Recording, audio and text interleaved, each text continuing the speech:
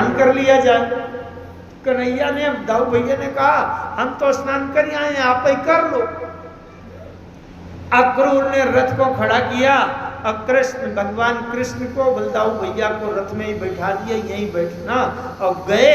और जब सोच रहे थे मने मन कहीं ऐसा न हो कंस कोई ऐसा व्यवहार कर दे जिससे आघात अपघात हो जाए, तो कलंक लग जाए, बड़ा भारी अपराध हो जाएगा, दुष्ट है कंस।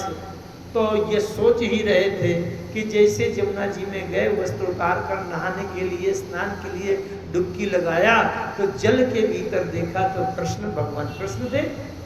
अक्रूर जी ने सोचा अरे ये तो कह रहे थे हमको नहाना नहीं है, हम नहा के आए हैं, ये तो रथ में बैठे थे, ये जल के अंदर कैसे आ गए? तो फिर उछल करके बाहर देखा तो रथ के ऊपर बैठे थे। ले रे ये तो रथ के भीतर ऊपर बैठे हैं, ये जल के भीतर कौन दिखाई दे रहा था? फिर से डुबकी लगाया तो भगवान कृष्ण, बलदाऊ भैया दोनों दिखाई पड़ रहे थे जल के भीतर। फिर उछले तो जिधर देखते हैं उधर कृष्ण ही कृष्ण है, जिधर देखते हैं उधर कृष्ण ही कृष्ण है। ये मानो क्या है? ब्रह्म ज्ञान की दृष्टि खुल गई इसकी, वो कण-कण में परमात्मा देखता है। अक्रूर जी समझ गए कि कृष्ण परमात्मा है, पूर्ण है, सर्वशक्तिमान है, कण-कण में सर्वव्यापी है। अब इनके लिए मुझे चिंता करने की आवश्यकता नहीं है, अब ये मेरी रक्षा करेंगे, मेरी चिंता करेंगे। इस प्रकार से चलते चलते अब वो चलने लगे, यमुना जी में स्नान किया और आगे चलते हैं। अब वहां भगवान कृष्ण के कुछ सखा मित्र ग्वाल बाल भी पीछे पीछे लगे। ग्वाल बालों ने कहा कहाँ चल रहे हो, बछड़ा चराने की गाय चरा दे? भगवान कृष्ण ने कहा नहीं नहीं, अब आज गाय बछड़ा छोड़ो, आज तो हम अपने मामा के यहाँ आए हैं। अरे साथी कहने लगे हमसे बताया नहीं कि मामा के यहाँ जाना है, बताओ हम रोज गाय चराने वाले कपड़े पहनकर आ गए हैं, फटे चीतड़े। अब पहले बताते तो अच्छे अच्छे कपड़े ले हम भी पहन आते। बताओ दूसरे गांव में आकर के बदनामी होगी कि हम तुम्हारे मित्र हैं, सखा हैं, और हमारे कपड़े गंदे हैं और ठीक नहीं है, बाहर के लायक नहीं है। अच्छा बाहर के लायक नहीं, भगवान कृष्ण ने कहा कोई बात नहीं, मैं व्यवस्था कर दूंगा। जैसे भगवान कृष्ण मथुरा की सीमा में प्रवेश करते हैं, वैसे क्या हुआ कि एक धोबी कपड़े लेकर के धो करके बढ़िया प्रेस करके लिए चला जा रहा था।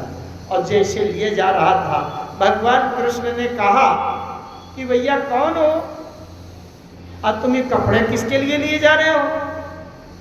उस धोबी ने कहा ये कंस महाराज के कपड़े हैं, रोज धोने के लिए आते हैं, प्रेस करके रेशमी और बड़े कीमती कपड़े रखते।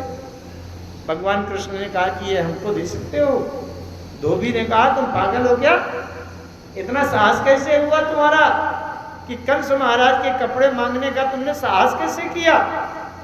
साहस कैसे किया? भगवान कृष्ण ने धम्म से उसके सिर पर एक घोंसा मार दिया और वो जो रजक है, वो कपड़ा धोने वाला है, वो नीचे गिर गया बेहोश होकर के। अब उसकी मृत्यु हो गई। वो रजक का उद्धार किया और जितने कपड़े थे पूरी पुटकी में भगवान कृष्ण ने अपने साथियों को दे दिया, ये लो पहनो जिसके जो नाप का हो। अब वो नाप में सबके नहीं थे, किसी का ढीला, किसी का कड़ा, किसी का ऊपर है, किसी का नीचे लटक रहा है। तो एक दर्जी मिले तो कपड़े सिल रहे थे। भगवान कृष्ण ने कहा कपड़े अच्छे सिल लेते हो? दर्जी ने कहा हाँ यही काम है मेरा। बोले अच्छा कुछ कपड़े हमारे पास हैं तो उनको हमारे नाप की बना दोगे? अरे बोले ये तो मेरा अहोभाग्य है, धन्य है, लाइए। तुरंत दर्जी ने सबके नाप के कपड़े सिल दिए, कपड़े पहने। अब आगे बढ़े, बड़ा एक तात्विक प्रसंग आता है। आगे बढ़े, आगे बढ़ने पर एक 3 जगह से टेढ़ी महिला, जो 3 जगह से टेढ़ी थी, उसका नाम कुब्जा था। और कुब्जा एक हाथ में कटोरा पात्र लिए थी और उसमें कुछ अंगराग लिए थे। पौराणिक काल में अंगराग कहते थे, फिर मध्यकाल में उसको उबटन कहते थे, अब आधुनिक समय में क्रीम कहते हैं। फेशियल और क्या क्या जो कुछ भी होता वो क्रीम ली। तो कटोरा में लिए थी। भगवान कृष्ण ने कहा तुम कौन हो?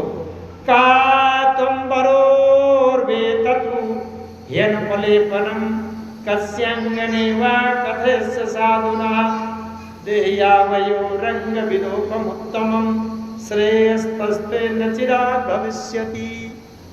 भगवान कृष्ण ने पूछा, आए देवी ये बताओ तुम कौन हो? ये हाथ में जो पात्र लिए हो ये क्या है? बड़ा सुंदर महक सुगंधी आ रही है, उसमें चंदन है, कस्तूरी है, केसर है, तमाम अच्छे अच्छे सुगंधित पदार्थ मिले हैं। ये किसको ले जा रही हो? क्या है? कौन?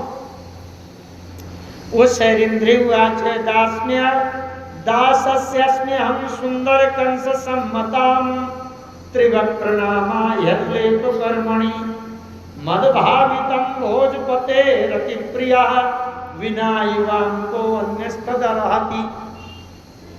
वो कुब्जा कहती है कि मैं कंस की दासी हूं और इतना अच्छा चंदन बनाती हूं, सुगंधित लेप उबटन बनाती हूं कि मेरे अलावा कंस महाराज को और किसी दूसरे का बनाया हुआ चंदन उनको पसंद है नहीं।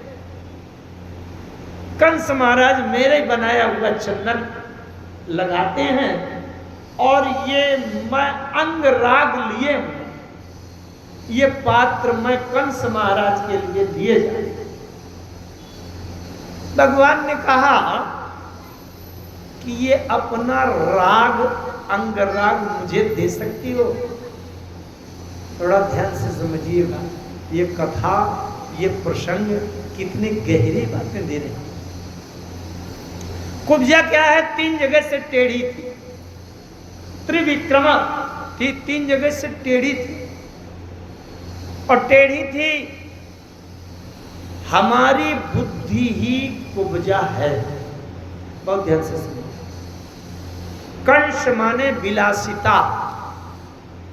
जब हमारी बुद्धि किसी को संसार के विषय विलास का सुख देने में लगी हो तब हमारी बुद्धि ही कुब्जा है। भगवान ने कहा कि ये अंग राग मुझको दे सकती हो? हमारा राग ही अंग राग है। वो क्षण कुब्जा ने जैसे सुना भगवान के मुख से कि अपना ये अंग राग मुझे दे सकती हो, कुब्जा ने अपना अहोभाग्य माना। आज मेरा जीवन धन्य हो गया जब परमात्मा ने हमसे हमारा राग माना। कुब्जा ने कहा मेरा धन्य भाग्य है महाराज भगवान, आज तक संसार के विलासी कंस को अपना राग देती रही। अब वो क्षण बड़ा भाग्यशाली है जब हमारा लगाव, हमारी आसक्ति, हमारी सुगंधी, हमारा चिकनापन, हमारा स्नेह, हमारा प्रेम परमात्मा मांग ले कि अपना अंगराग मुझे दे दो। कुब्जा ने वो पात्र आगे बढ़ा दिया। धन्य हो गई प्रभु, आपने अगर मेरा ये अंगराग स्वीकार कर लिया तो मैं धन्य हूं। भगवान ने जैसे अंगराग लिया, अपने शरीर में एक बढ़िया सुगंधित पदार्थ घुटन लगाया, वैसे भगवान कृष्ण ने उस कुब्जा के पांव के ऊपर अपना अंगूठा रखा और एक हाथ दाढ़ी में लगा करके ऊपर की ओर खींच दिया। वो जहां से 3 जगह से टेढ़ी थी वो सीधी हो गई। त्रैलोक के सुंदरी सर्व सुंदरी बढ़िया युवती बन। क्या तात्पर्य है? जब तक हम लोग शरीर के सुख के लिए विषय भोग उपलब्ध कराने में अपनी बुद्धि की आसक्ति लगाए रखें, तब तक हमारी बुद्धि ही टेढ़ी कुरूप कुब्जा है। और जिस समय हम अपनी बुद्धि का लगाव, राग किसको कहते हैं? लगाव। जब अपनी बुद्धि का लगाव आसक्ति हम परमात्मा को देते हैं, उसी समय हमारी बुद्धि सर्व सुंदरी हो जाती है। ये इसका सिद्धांत। रामायण में एक कथा आती है, एक तीनों लोकों की सृष्टि रचना में सबसे सुंदरी कन्या की रचना किया ब्रह्मा जी ने मुद्गल ऋषि की पुत्री के रूप में। अच्छा, अगर किसी की सुंदरता में कभी कोई कमी रह जाए तो उसको संस्कृत में कहते हैं हल्या। लेकिन जब किसी की रचना में सुंदरता में कोई कमी न मिले, ब्रह्मा जी ने संसार भर के आलोचकों को बुला के कहा, बताओ इस कन्या में क्या कमी। संसार भर के आलोचक जिसके सौंदर्य में कोई कमी नहीं खोज पाए, उसका नाम पड़ा न हल्या इति अहल्या। उसका नाम पड़ा अहल्या।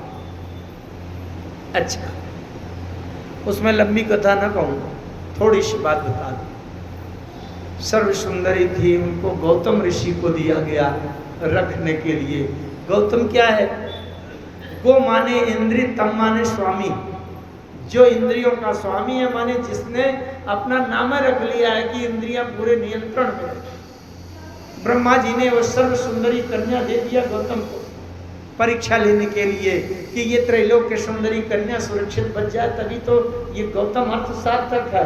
बहुत समय के बाद जब उस कन्या का अधिकार दिया जा रहा था, सबको बुलाया गया और इंद्र को लगा कि सबसे बड़े भोग लोक का, स्वर्गलोक का सबसे बड़ा स्वामी मैं हूँ, इसलिए सबसे सुंदरी कन्या मुझे सुख भोगने के लिए दी जाएगी। लेकिन जब उस कन्या को लाने के लिए कहा, गौतम ऋषि ने उस कन्या को ज्यों के त्यों पवित्र दे दिया, जिसने एकांत में अपने आश्रम में रखा हो। सर्व सुंदरी त्रैलोक के सुंदरी कन्या हो, इसका मतलब संयम सिद्ध हो गया कि इंद्रियों के ऊपर उनका नियंत्रण है। ब्रह्मा जी ने कहा ठीक है, तो फिर तुम्हारे लिए ये भोगने के लिए पत्नी रूप में दी जा रही। इंद्र की दृष्टि लगी थी कि सर्व सुंदरी कन्या का सुख एक बार मैं भोग कर मानूंगा। एक तो पहले आशा थी कि ये मुझे पत्नी रूप में दी जाएगी, और जब नहीं दी गई तब उन्होंने कहा चोरी से, छल से, कपट से, धोखा देकर, उल्टा सीधा, नीति अनीति कुछ भी करके मिले, मुझे ये इसका सुख मिला। अच्छा, जब तक हमारी बुद्धि इंद्रियों के संयम रूपी गौतम का साथ दे, तब तक हमारी बुद्धि अहल्या। और जिस समय इंद्र वेश बदलकर पहुंचा और अहल्या ने विलासी इंद्र का साथ दे दिया और वो दुष्कर्म की सहभागिनी बन गई, संगिनी बनी। जब महर्षि गौतम ने देख लिया कि यहाँ से इंद्र निकल के जा रहा है, तो महर्षि गौतम ने इंद्र को श्राप दिया और अहल्या को श्राप दिया। अहल्या से महर्षि गौतम ने पूछा कि ये बताओ, तुम पहचान नहीं पाई थी क्या कि ये असली गौतम नहीं है, ये बनावटी है?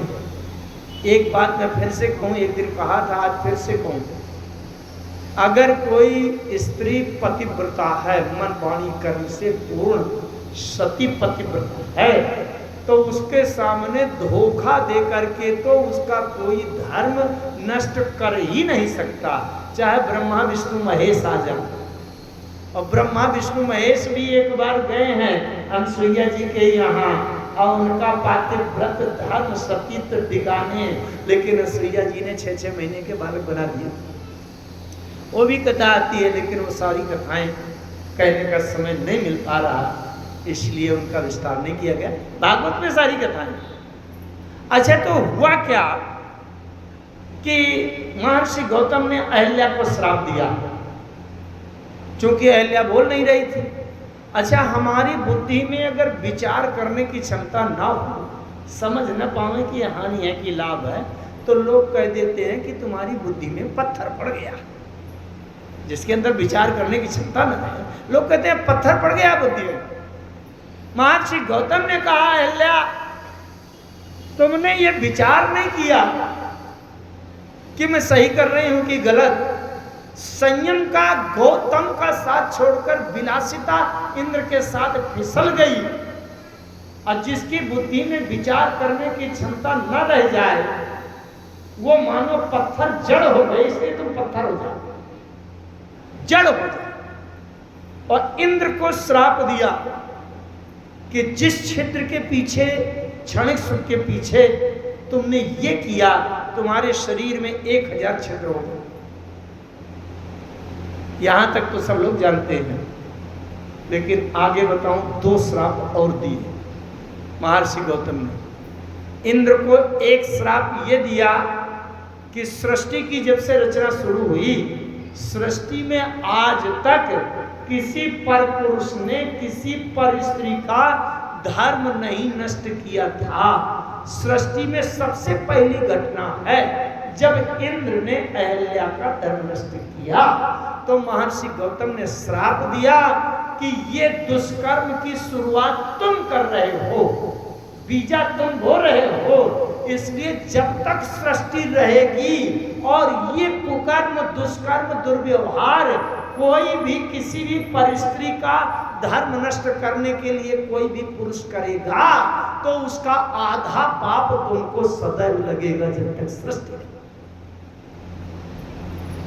एक श्राप और दिया। ये इंद्र जो है एक पद होता है, जैसे प्रधानमंत्री। प्रधानमंत्री कोई व्यक्ति नहीं होता, प्रधानमंत्री एक पद होता है। जो उसका अधिकारी हो गया, जिसका बहुमत हो गया, वही उसको प्रधानमंत्री कहते हैं। इंद्र भी एक पद होता है। ये श्राप पदेन लागू रहेगा, इसका मतलब तुम अगर इस पद से हट भी जाओगे, दूसरा कोई इंद्र बन करके बैठेगा, उसके ऊपर भी लागू है। ये क्या है? ये भी यही घटना है जैसे कुब्जा। हमारी बुद्धि जब तक संयम का साथ दे तब तक अहल्या सर्व सुंदरी, और जब गौतम माने संयम को छोड़कर विलासिता की ओर फिसल जाए, नीति से मिले या नीति से मिले, धर्म से मिले अधर्म से मिले, मुझे भी अच्छा मिले, उसी समय हमारी बुद्धि पत्थर हो जाए। आइए कुब्जा की बात करें, उसमें भी बातें बहुत हैं। तो ये कुब्जा क्या है? जो टेढ़ी है, कुरूप है, वो जब भगवान उसका राग मांग लेते हैं और अपना राग दे देती है, उसी समय सर्व सुंदरी बन जाती है। आगे चलते हैं तो वहाँ पर पता चल गया के मथुरा में कि गोकुल से कृष्ण आ रहे हैं, कहते हैं बहुत सुंदर हैं। तो यहाँ सभी जो वहाँ की नगर की महिलाएं थी, देवियाँ थीं, वो भगवान को देखने के लिए भी बड़ी आतुर थीं।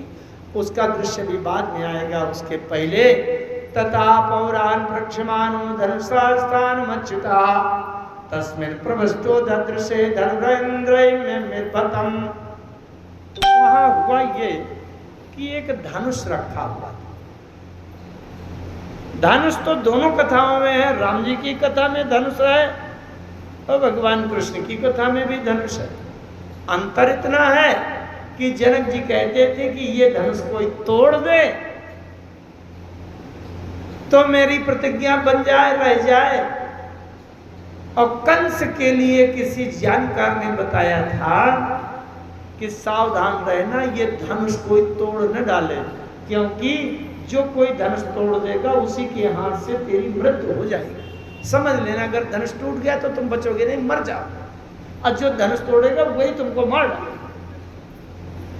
तो राम जी के लिए जनकपुर में जो धनुष रखा था उसके लिए ये प्रतिज्ञा थी कि कोई तोड़ डाले, और कंस के मथुरा में जो धनुष रखा था उसके लिए ये था कि कोई तोड़ने ना पावे, तो उसके लिए सुरक्षा कर्मी लगे हुए थे, पहरेदार थे। भगवान कृष्ण देव भैया जा रहे हैं नगर के भीतर, उन्होंने देखा बड़ी अच्छी शाला सजी हुई है, वहाँ पहरेदार खड़े हैं कि कोई अंदर प्रवेश न करे, क्योंकि वहाँ धनुष रखा हुआ है। भगवान कृष्ण ने कहा भैया जरा घुसने दो, यहाँ देखने दो क्या है। अरे उन्होंने कहा नहीं नहीं, यहाँ रोक, यहाँ कोई नहीं जाएगा। अरे कृष्ण भगवान ने कहा मेरे मामा का नगर है, मैं कंस का भांजा हूं, किसी के लिए रोक हो तो रोक हो, अब मामा के यहाँ मेरे लिए कोई रुकावट, चलो हटो उधर। और जा करके अरे भगवान कृष्ण ने कहा धनुष बड़ा अच्छा रखा है, ये धनुष कैसा जरा देखे तो। और जैसे भगवान कृष्ण ने धनुष उठाया वो धनुष 2 टुकड़ों में टूट गया और धनुष भंग हो गया। जल्दी जल्दी पहरेदार दौड़े, अरे कहां से धनुष तोड़ दिया, धनुष तोड़ दिया। अब धनुष 2 टुकड़े में हो गया। भगवान कृष्ण ने एक टुकड़ा कन्हैया ने लिया और दूसरा टुकड़ा दाऊ भैया को दिया, ये लो दाऊ भैया और शुरू हो जाओ। टूटे हुए धनुष के भागों से सारे पहरेदारों को मार मार कर उनको नष्ट किया। अब आगे बढ़े तो आगे बढ़े, एक कुबलिया पेड़ नाम का हाथी था जो बहुत बड़ा, जिसमें बल था 100 हाथी के बराबर बल था। और ये था कंस ने तैयार करवाया था कि कुबलिया पेड़ हाथी को खूब मदिरा पिला दो, जब उसका मानसिक संतुलन बिगड़ जाए, पागल हो जाए तो कहीं किसी की वो नियंत्रण नहीं मानेगा, फिर उसको छोड़ देना रास्ते में जहां से कृष्ण आवे। कुबलिया पेड़ हाथी को जब छोड़ा गया तो सामने आ गया, सब लोग भाग गए, मथुरा नगर के लोग भागे, भैया भागो, हाथी पागल मार डालेगा। अब भगवान कृष्ण पहुंचे और एक घूंसा मारा तो हाथी धराशायी हो गया, उसके दांत तोड़ लिए और दांत तोड़ के सबको मारने के लिए अब विनाश लीला शुरू भगवान की। जैसे विनाश लीला शुरू, अब एकदम कंस के सभागार में पहुंच गए।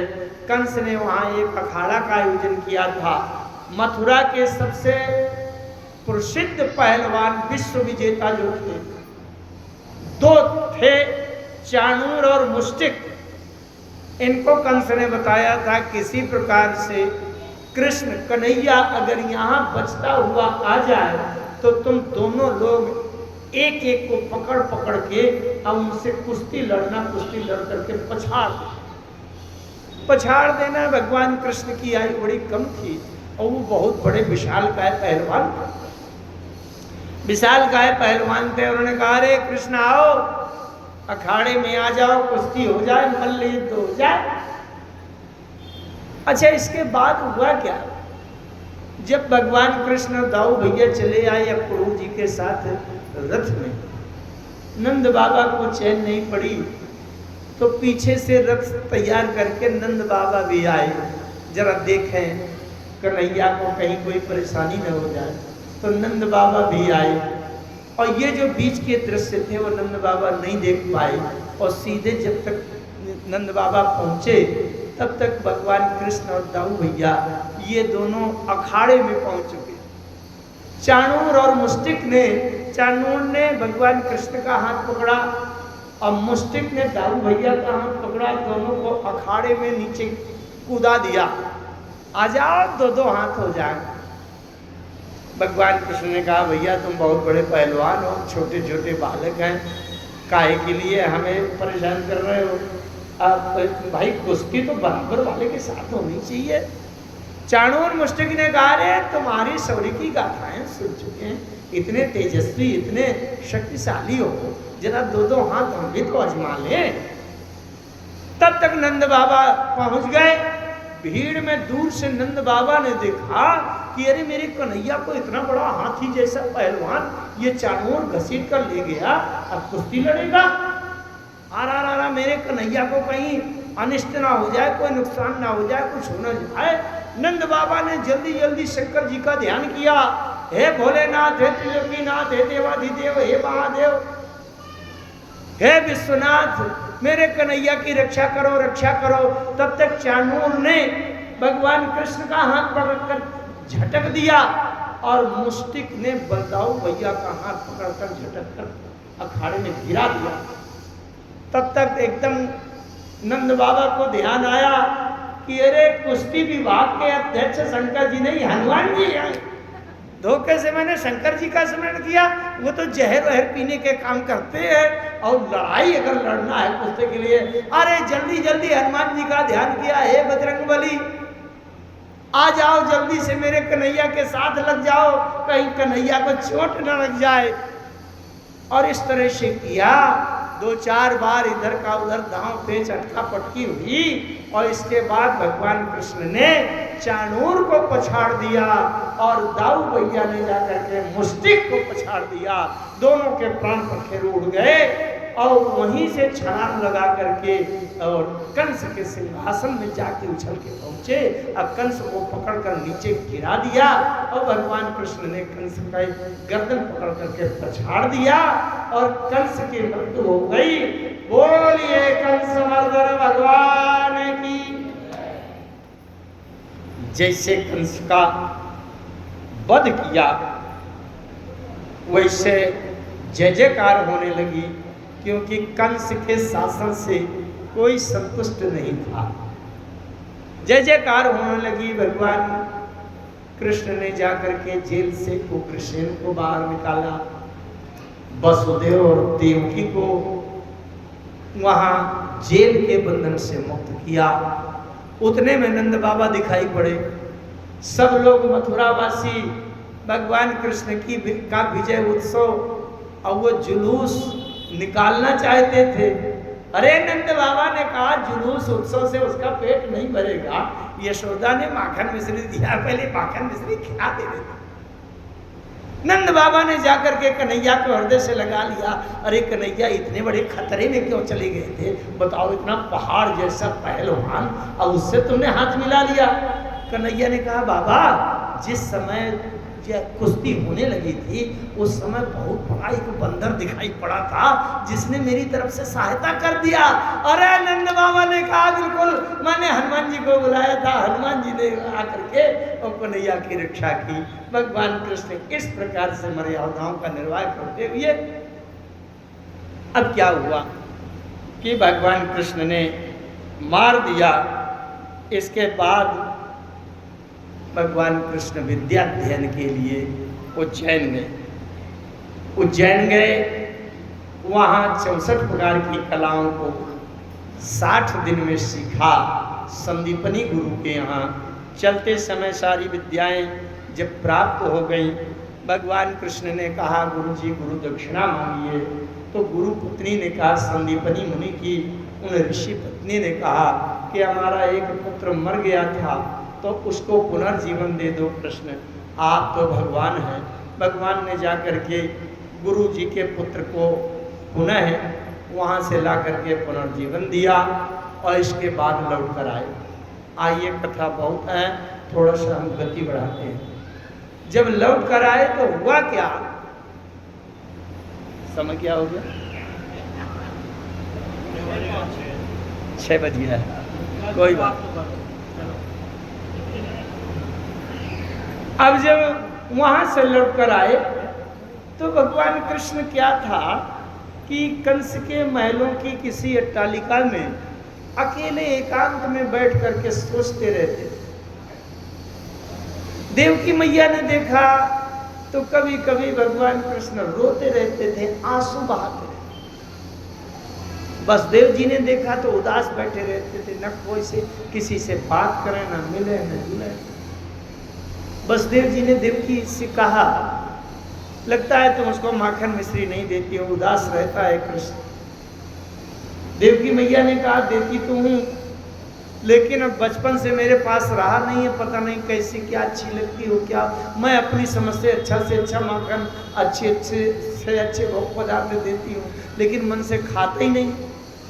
भगवान कृष्ण ने नंद बाबा को वापस विदा कर दिया था, समझा बुझा के, बाबा तुम जाओ, हम कुछ दिन अब मामा के यहाँ मेहमानी करके और मामा के नगर में फिर आते। अच्छा, तो वसुदेव जी ने सोचा कि ये हमसे तो कुछ बताते नहीं, किसी से कुछ बताते नहीं।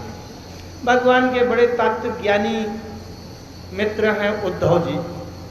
अब जब उद्धव जी हैं तो वसुदेव जी ने उद्धव जी से कहा, हे उद्धव जी, आप तो कृष्ण के बड़े निकट वाले हैं, उनकी भावनाओं को जानते हैं, उनसे जरा जाकर के पूछिए, समझिए कि उनको कष्ट क्या है, दुख क्या है, उदास क्यों रहते। उद्धव जी गए। बीच में एक बात भगवान ने बहुत अच्छी कही है मैं उसको कहना बहुत आवश्यक मानता हूँ। जब भगवान ने वसुदेव देवकी को बंधन से मुक्त किया था, भगवान कहते हैं मातरम पितरम वृद्धम भार्याम साध्वीं सुतम शिशुम गुरुम विप्रम प्रपन्नम चा कल्पो बिभ्रच्छ्वसमृता। बहुत ध्यान से सुनिए, भगवान श्री कृष्ण स्वयं कह रहे हैं, क्या कह रहे हैं? मातरम पितरम वृद्धम, अपनी माता को और अपने पिता को, घर में माता पिता के अलावा और जो बूढ़े बुजुर्ग सयाने हैं, और साथ में अपनी पत्नी को, सुतम शिशुम, अपने पुत्र संतान बेटा बेटी जो छोटे हों, जो कमाकर खाने लायक न हो, गुरुम, अपने गुरु को, विप्रम, अपने गांव नगर के ब्राह्मण पंडित को, प्रपन्नम चा, और जो भिखारी हो, माने बेसहारा अनाथ हो असमर्थ हो कोई भी हो, इतने लोगों को अगर कोई व्यक्ति दुखी देखता है और स्वयं सुख भोगता है तो कहते हैं वो जिंदा की श्रेणी में नहीं रहता, मरा हुआ मुर्दा होता। ध्यान से सुनो फिर से। इसलिए माता पिता को अपने से ज्यादा सुख सुविधा देना चाहिए। पति का काम है कि अपनी पत्नी को सुख दे, लेकिन आजकल तो तमाम पत्नियां भी सर्विस करती हैं। शास्त्र कहता है कि स्त्री को कहीं कोई सर्विस काम व्यापार और घर गृहस्थी के उपार्जन के लिए धन कमाने का स्त्री को नहीं करना चाहिए, काम पति का।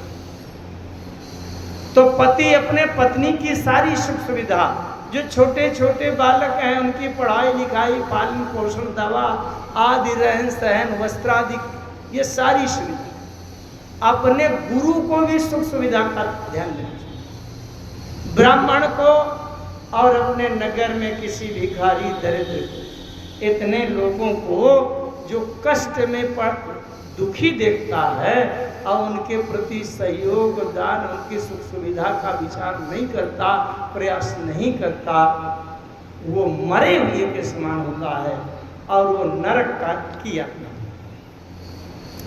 आइए, मैं बात कर रहा था कि जब उद्धव जी से वसुदेव जी ने कहा कि आप जा करके उनसे पूछो, तो उद्धव जी चले गए। इत्युक्त उद्धव राजन संदेशम भर्तुराद्रुता। जब उद्धव जी गए, गच्छोद्धवम ब्रजम सौम्यम पित्रो निप्रीतमावह। उद्धव जी भगवान से प्रणाम करके बोलते हैं, प्रभु आप उदास क्यों रहते हैं, दुखी क्यों रहते हैं, अच्छे से भोजन नहीं करते, अच्छे से सोते नहीं है, किसी से बात नहीं करते, कभी प्रसन्न नहीं होते, कभी हंसते नहीं है। भगवान ने एक बात कही, उद्धव मुझे एक दुख है, किसी से बता नहीं सकता। उद्धव जी ने कहा कौन सा कष्ट है, क्या सोच है, क्या चिंता। भगवान कहते हैं उद्धव मुहि ब्रज बिसरत नाही उद्धव। बस एक लाइन कहेंगे, ज्यादा नहीं, समय नहीं है। हंस सुता की सुंदर कगरी वा कुंजन की छाही उद्धव मुहि ब्रज बिसरत ना। मुझे ब्रज की याद आ गई, वो गोपिकाएं, जमुना जी की धारा, जमुना जी के किनारे में लगे हुए कदम के पेड़, वो सब वहां की गौएं, उनकी जब याद आती है तो मेरा मन नहीं लगता संसार। उद्धव जी ने कहा अरे प्रभु, क्या आप भी आहिरों की वो बिना पढ़ी लिखी गंवार अशिक्षित उन गोपिकाओं के चक्कर में इतने परेशान हैं? आप तो परब्रह्म परमात्मा है प्रभु, आप चाहते तो वो आपके निकट थी, उन सबको तत्व ज्ञान दे देते तो न वो परेशान होती ना आप परेशान होते। आप तो वो विशुद्ध ज्ञान तत्व घन है कि जहाँ किसी प्रकार का न संयोग है न वियोग है। तत्व ज्ञान दे दिए होते तो ना आपको दुख होता, न चिंता होती, और न गोपिकाओं को कोई अंतर पड़ता। अरे क्या बताए, भगवान कृष्ण ने कहा उद्धव मैं तो चूक गया, मैं तो ज्ञान नहीं दे पाया, अब एक बार आप चले जाओ, थोड़ा सा उनको ज्ञान दे देना, समझा देना। अरे उद्धव जी ने कहा प्रभु बड़े बड़े ऋषि मुनि ज्ञानी ध्यानियों के पास मुझे भेजते तब तो ठीक रहता, और जब मैं वहाँ वेद के वेदांत की ऋचाएं सुनाऊंगा, सांख्य दर्शन की मीमांसा करूंगा, तो वो बिना पढ़ी लिखी गांव की ग्वालिनियां वो क्या समझेंगी? मुझ जैसा वेद वेदांत का ज्ञाता और विद्वान, अब बताओ वहाँ गोपिकाओं को समझाने के लिए भेज रहे हैं। भगवान ने कहा नहीं, चले जाओ, मेरा कहना मान लो, मेरे लिए चले जाओ। क्या बताऊँ, अब आपका कहना मना भी नहीं करते बनता है, चले जाओ। तो उद्धव जी ने कहा तो फिर वैसा करिए कि आप एक चिट्ठी लिख दीजिए, जो कहना हो सो चिट्ठी लेकर के सुना दूंगा, और मैं इतने बड़े वेदों की अगर ऋचाएं बोलूंगा तो सब बेकार रहेगा। उनके सामने क्या मैं वेद वेदांत की बात करूंगा, आप चिट्ठी लिख। अच्छा कोई बात नहीं, चिट्ठी लिख दिया। प्रातःकाल रथ तैयार किया, भगवान कृष्ण ने उद्धव जी से कहा चले जाओ, रथ में बैठ कर। रथ थोड़ी सी चला 4 कदम, भगवान कृष्ण ने कहा रुको रुको रुको उद्धव, एक बहुत जरूरी बात। क्या? भगवान कृष्ण ने अपने ऊपर का पीताम्बर निकाला और उद्धव जी के ऊपर उड़ा दिया। ये पीताम्बर ओढ़ करके जाना, नहीं तुम्हारे जैसे तमाम पड़े हो गोपिकाएं तुमसे बातें नहीं करेगी। कम से कम पीताम्बर ओढ़ के जाओगे तो गोपिकाएं तुम्हें मिल जाएंगी, बात करेंगी। ओढ़ लिया, 10-50 कदम रथ और आगे बढ़ा। भगवान कृष्ण कहा अरे सुनो सुनो सुनो, रुको रुको रुको, उससे भी ज्यादा आवश्यक जरूरी महत्वपूर्ण बात है। फिर से रुके। भगवान कृष्ण ने उद्धव जी से कहा उद्धव, जब ब्रज क्षेत्र में प्रवेश करना तो रथ से उतर कर और उस ब्रज के धूलि के पावन रज कण को माथे से लगा लेना और माथा रख करके प्रणाम कर लेना, तब प्रवेश करना। नहीं वहां तुम भटक जाओगे और उनकी महिमा समझ नहीं पाओगे, ये भूल न करना। वहां ब्रज रज को माथे पर। उद्धव जी गए, जैसे ब्रज सीमा में पहुंचे, रथ से उतर करके ब्रज रज को प्रणाम किया, माथे पर लगाया। जैसे गए, सायंकाल का समय हो गया और वहाँ ब्रज में गोकुल में किसी ने बताया कि मथुरा से एक रथ आया है। गोपिकाओं के मन में प्रसन्नता हुई, लगता है हमारे प्राणाधार कृष्ण आ गए आ गए आ गए। सब देखने के लिए दौड़ी। किसी ने देखा, थोड़ा थोड़ा अंधेरा हो गया था, किसी ने देखा कि अरे रथ में हमारे कृष्ण नहीं है, एक कोई बैठा है परिचित। किसी गोपी ने कहा कहीं का वो फिर से वो क्रूर तो नहीं आ गया जो अक्रूर बन करके हमारे कृष्ण को ले गया था। अब आए, सीधे गोकुल में नंद बाबा के महलों में पहुंचे, धाम में पहुंचे और नंद बाबा से के महलों में पहुंचकर नंद बाबा को समझाने लगे। नंद बाबा, कृष्ण ने कहा है, तुम्हारे कन्हैया ने कहा है कि धीरज रखना, मैं बहुत जल्दी आ जाऊंगा। नंद बाबा ने कहा पगले हो गए हो क्या? बहुत दिन मैं जल्दी आ जाऊंगा। आता व्यक्ति तब है जब कोई जाता है, और जब कोई गया नहीं है तो आएगा कैसे? अगर कृष्ण कहीं चला गया होता तो ये बताओ, ये गाय है कृष्ण के बिना देखे बिना पानी नहीं पीती थी, मुंह में चारा नहीं दबाती थी, तो ये जिंदा आज तक कैसे रहती? कृष्ण कहीं छोड़कर गया है क्या? ये बछड़ा अपनी गाय का दूध में थन में मुंह नहीं लगाता था कृष्ण के देखे बिना। अगर ये ना होता है बछड़ा जिंदा कैसे रहता? नंद बाबा यशोदा के पास ले गए उद्धव जी को। देखो यशोदा, ये कोई आया है, कुछ कह रहा है, इसकी बातें सुनो। यशोदा जी ने कहा क्या? उद्धव जी ने कहा तुम्हारे कन्हैया ने कहा है कि मैं बहुत जल्दी आ जाऊंगा, मैया मेरे बिना तुम रोना नहीं, दुखी ना होना, मैं अच्छे से हूँ और बड़ी जल्दी आ जाऊंगा। यशोदा मैया ने कहा पगले हो गए हो क्या? अभी अभी सवेरे सवेरे वो उठ के आया, मटकी फोड़ दिया था और माखन मिश्री दे करके मैंने थोड़ा सा ताना दिया, अभी जाके घुस करके सोया है। और मैं रोज उसको माखन मिश्री खिलाती हूँ, मेरे माखन मिश्री के बिना रह सकता है क्या? कन्हैया कहीं गया है क्या? गोपिकाएं आ गई, रथ आया है मथुरा से, कौन आया है जरा देखें। उद्धव जी निकले, गोपिकाओं की भीड़ कहने लगी कौन हो तुम, कहां से आए हो, क्या है? उद्धव जी ने कहा सुनो सुनो, तुम्हारे कृष्ण ने कहा है कि तो वो आ जाएंगे जल्दी, तुम घबराना नहीं, रोना नहीं। गोपिकाओं ने कहा पगले हो गए हो क्या? एक गोपी ने कहा अभी अभी मैं जमुना जी से पानी भर के आ रही थी और वो हमारा कन्हैया नटखट, वो नटवर जाकर के मेरे मटकी में, गगरी में एक कंकड़ मारकर अभी अभी फोड़ दिया उसने। एक गोपी कहती थी अभी अभी मेरे घर में घुस करके माखन खा के अभी निकला है, मैं पीछे पीछे दौड़ती चली आ रही थी। तमाम गोपिकाएं अपनी अपनी घटना बताने लगी। एक गोपी कहने लगी मैं अभी अभी स्नान करने गई थी यमुना जी में और मेरे वस्त्र उठा के भागा जा रहा था तो जल्दी से झपट कर मैंने छुड़ाया।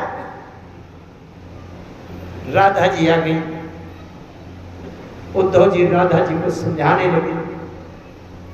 कन्हैया ने कहा जल्दी आ जाऊंगा। राधा जी ने कहा तुम बिल्कुल पगले हो, ये बताओ कृष्ण के बिना हमारा हृदय कैसे धड़कता? अगर कृष्ण हमको छोड़कर चला जाता तो हमारे हृदय की धड़कन कैसे धड़कती, शरीर इसके अंदर श्वास कैसे जाती? और बात कितनी तात्विक है। भगवान की कृपा के बिना हमारा हृदय धड़क सकता है क्या? शरीर में प्राण चेतना आ सकती है क्या? ये तो बात वही हुई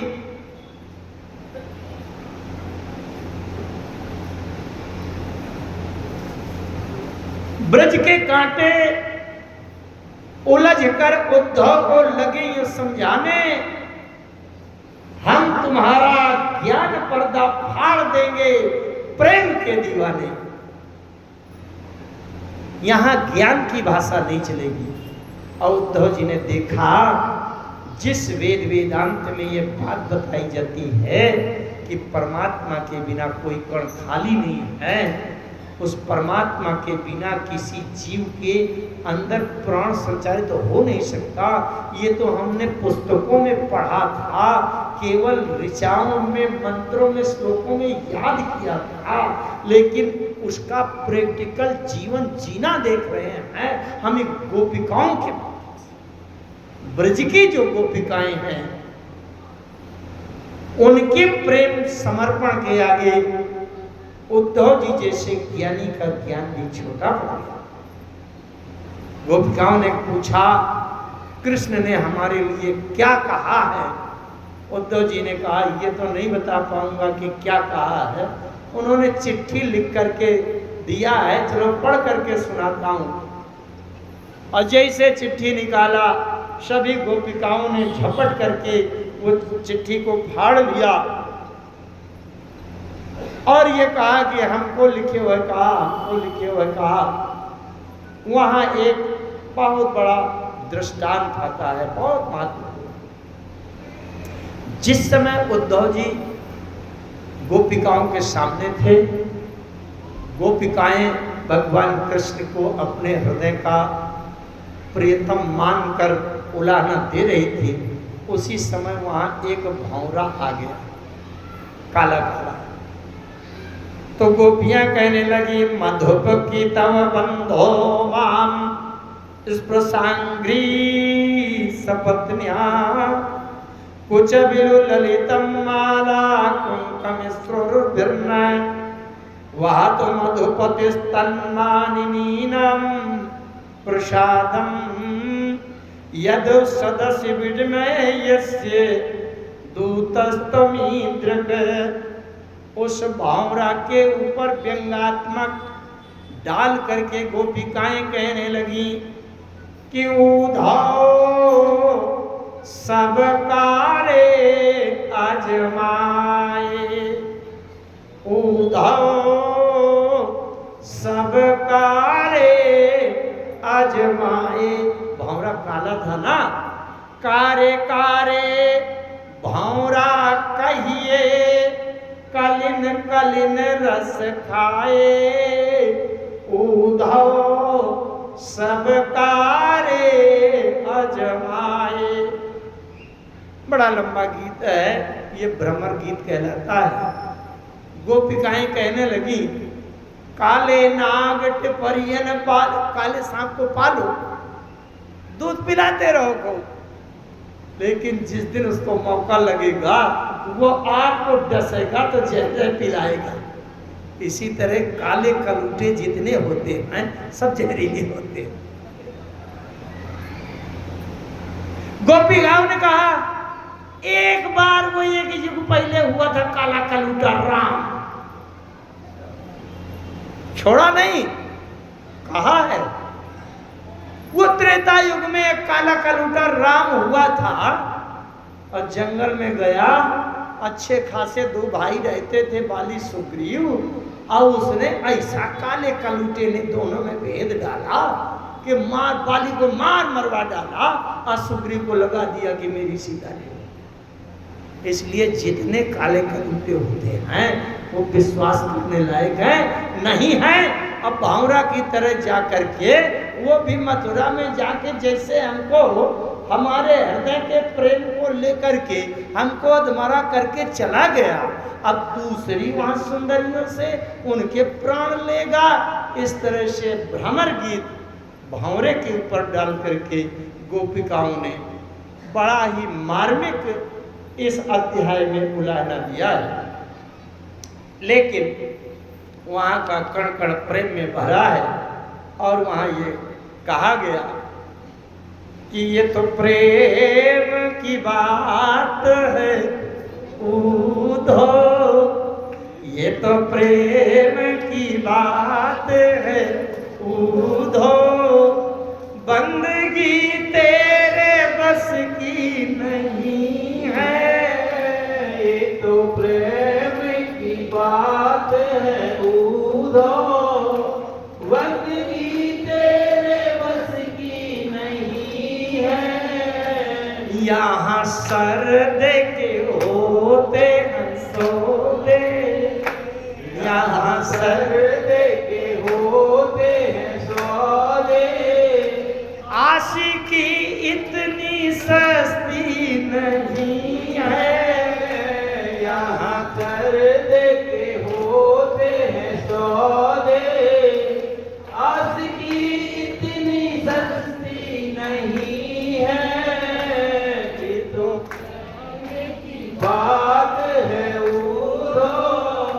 प्रेम वालों ने कब वक्त पूछा, उनकी पूजा में सुन ले ओ उधो। प्रेम वालों ने कब वक्त पूछा, उनकी पूजा में सुन ले उधो। यहाँ दम दम में होती है पूजा, यहाँ दम दम में होती है पूजा, सर झुकाने की फुर्सत नहीं है, यहाँ दम दम में होती है पूजा, सर झुकाने की फुर्सत नहीं है, ये तो प्रेम की बात है उधो। जो असल में है मस्ती में डूबे, उन्हें क्या परवाह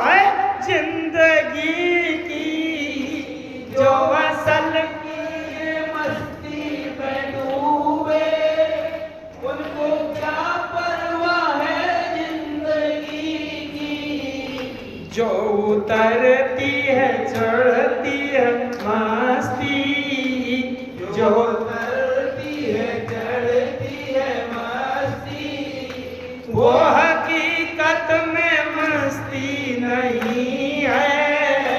जो उतरती है चढ़ती है मस्ती, वो हकीकत में मस्ती नहीं है। ये तो प्रेम की बात है उधो, जिसकी नजरों में है श्याम प्यारे, वो तो रहते हैं जग से नियारे। जिनकी नजरों में है श्याम प्यारे, वो तो रहते हैं जग से नियारे।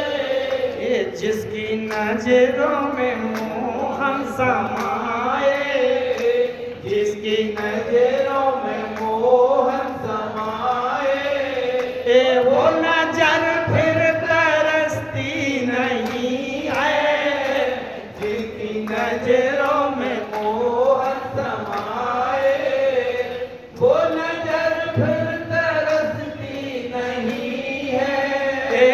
ये तो प्रेम की बात है दो, बंदगी तेरे बस की नहीं है। ये तो प्रेम की बात है उधो, बंदगी तेरे बस की नहीं है। इस प्रकार से उद्धव जी वहां से लौट कर आते हैं और भगवान से समर्पण कर देते हैं, प्रभु अभी तक वेदों के उस तत्व ज्ञान को हमने शब्द में रटा था, लेकिन वहां ब्रज में पहुंच करके उस तत्व ज्ञान में जीवन जीना हमने जाकर के मैंने देखा और मेरा जीवन धन्य हुआ जो आपने मुझे वहां भेजा। भगवान कृष्ण ने जाकर के कुब्जा के भवन में गए और कुब्जा को काम सुख प्रदान किया। काम सुख प्रदान होने के बाद जैसे कंस के वध का समाचार उनके ससुर को मिला, आस्ते प्राप्तिश्च कंसस्य महिष्यो भरतर्षभा।